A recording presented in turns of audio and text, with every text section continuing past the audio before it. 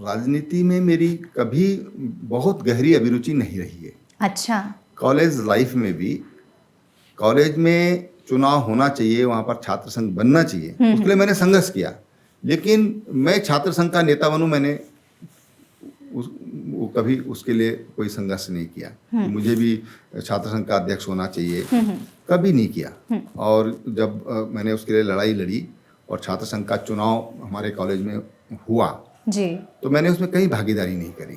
सबको लगता था कि ये भागीदारी करेगा, लेकिन मैंने उसमें कोई भागीदारी नहीं करी। 1981 में राष्ट्रीय स्वयंसेवक संघ का प्रचारक बना। अच्छा। गढ़वाल में रहा, देहरादून में रहा, मेरठ में रहा, और उसके बाद 10-11 साल के बाद मैं बीजेपी का संगठन मंत्री के नाते मैंने काम संभाला 1993 से, और 2000 लगभग 2001-2 तक जी, या एक लास्ट तक कहना चाहिए, 2001 कहें तो ज़्यादा ठीक है। तो संगठन में मेरी अभिरुचि रही।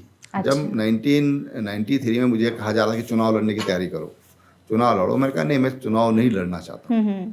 मैंने मना किया स्पष्ट, और मैंने कहा कि मैं संगठन का कार्य करता हूँ, मैं संगठन में मेरी अभिरुचि है। तो मुझे कहा गया चलो तुम बीजेपी का संगठन का काम देखो फिर। तो मैंने बीजेपी के संगठन मंत्री के नाते काम देखा, और पूरे उत्तराखंड में मैं कह सकता हूँ कि हम लोगों ने चाहे विधानसभाएं हों, लोकसभा हो, कोऑपरेटिव हो, तो हमने एक अच्छी जीत की शुरुआत हम उस समय हमने की। क्योंकि मेरा ये मानना है कि राजनीति के लिए भी बेस्ट ऑर्गेनाइजर की ये बहुत बड़ी जरूरत है जी।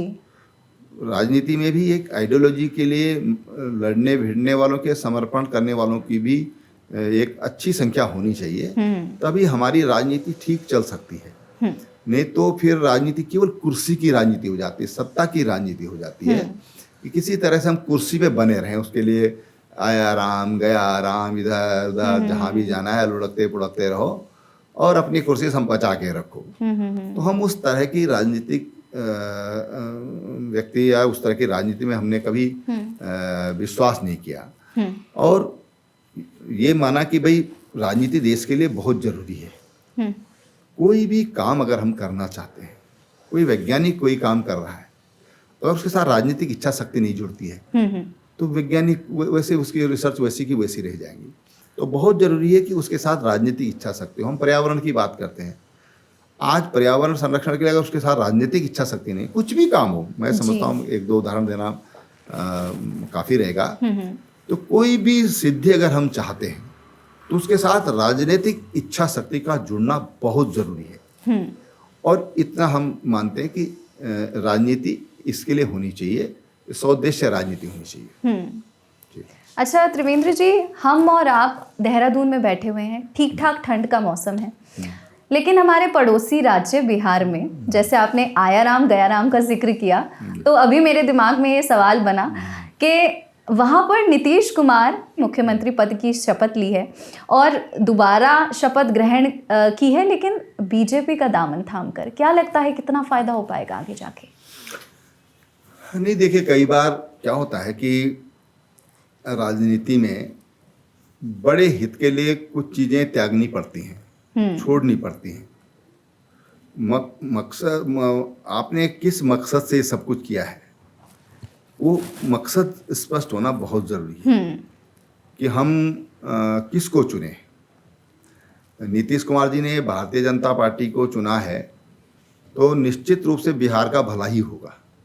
अच्छा। देश की राजनीति का भला ही होगा, ये मेरा मानना है, और यही सोच करके ये जो नीतीश कुमार जी ने शायद भारतीय एनडीए को ज्वाइन किया है। अच्छा, बिहार की राजनीति की बात कर ली, उत्तराखंड की राजनीति पर जब हम गौर करते हैं तो जब से उत्तराखंड का गठन हुआ 2000 से ही, भारतीय जनता पार्टी का कोई ऐसा मुख्यमंत्री नहीं रहा है जिसने अपना फुल फ्लेज्ड टेन्योर पूरा किया है। हालांकि कांग्रेस के मुख्यमंत्री रहे जिन्होंने अपना फुल फ्लेज्ड टेन्योर पूरा किया, लेकिन क्या लगता है ये जो पैटर्न है उसकी वजह क्या है? नहीं, देखिए ये ठीक होना चाहिए, ये उचित नहीं है, और किसी भी व्यक्ति को पूरा समय मिलना चाहिए काम का, और विकास के लिए, अगर विकास की राजनीति करनी है तो उसके लिए बहुत जरूरी है कि राजनीतिक स्थिरता हो। जी। मैं सैद्धांतिक रूप से इस बात का पूरी तरह सहमत हूँ। बाकी क्या क्या कारण हैं सब जानते हैं, अलग अलग समय पे अलग अलग कारण होते हैं। और लेकिन अगर राजनीतिक स्थिरता है तो उसमें विकास ठीक तरीके से हो सकता है। पार्टी की सोच, लीडर की सोच, लीडर का विजन, ये तभी क्लियर हो पाता है। बिल्कुल। अच्छा,